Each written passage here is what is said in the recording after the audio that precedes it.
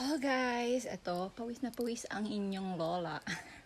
Kasi nagdalos ako dahil ang tagal ko nang hindi nakakapagdalos. Ito, pakita ko sa inyo. Yan, nilinis ko dyan, tanggal na yan. Pag ano ko lang, tinumpok-tumpok ko lang siya mamaya. Tanggalin ko na rin yung mga yan. Hinga muna ako hanggang doon. Tapos ililipat ko yung mga halaman ko dito kasi gagawa ko ng parang garden lang.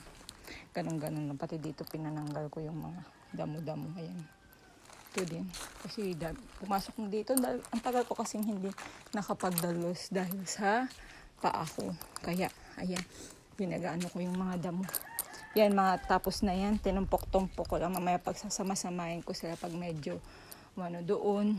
Igagrass cutter na lang yun doon kasi may mga Bermuda grass doon. Tapos tinanggal ko na din yung trapal dito kasi nadumog na.